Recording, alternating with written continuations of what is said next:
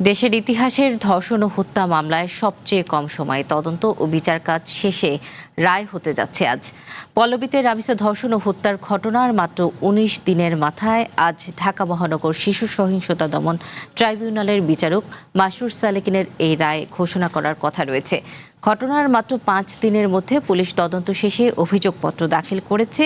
আর ৪ কর্মদিবসের মধ্যে বিচার কাজ শেষ করে ৫ম কর্মদিবসের রায় ঘোষণা করতে যাচ্ছেন বিচারক।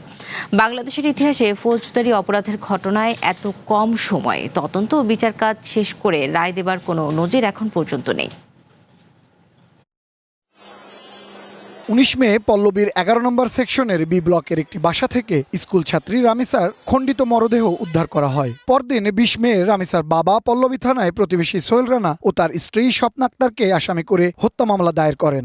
ঘটনার দিন জনতার হাতেই আটক হন সোহেলের স্ত্রী। আর পরদিন ২০ মে নারায়ণগঞ্জ থেকে গ্রেপ্তার করা হয় সোহেলকে। সেদিনই সোহেল রানা ঢাকার মেট্রোপলিটন ম্যাজিস্ট্রেট আমিনুল ইসলাম জুনায়েদের আদালতে দায় স্বীকার করে জবানবন্দি দেয়।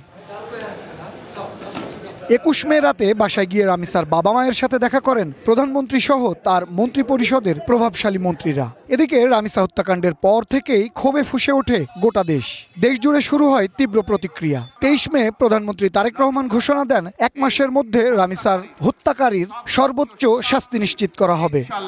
আগামী ১ মাসের মধ্যে নিশ্চিত করবে। শুধু এই মামলা পরিচালনা করার জন্য আজিজুর রহমান দুলুকে বিশেষ পাবলিক প্রসিকিউটর হিসেবে নিয়োগ দেওয়া হয়। মাত্র ৫ দিনের মধ্যে তদন্ত শেষে ২৪ মে আদালতে অভিযোগপত্র জমা দেয় পুলিশ। একই দিনে ট্রাইব্যুনালে আসামিদের পক্ষে লড়ার জন্য রাষ্ট্রের পক্ষ থেকে আইনজীবী নিয়োগ করা হয়। ২৫ মে ঈদের ছুটিতে চলে যায় দেশ। ১ জুন ঈদ পরবর্তী প্রথম কার্যদিবসেই আসামিদের বিরুদ্ধে অভিযোগ গঠন করা হয়।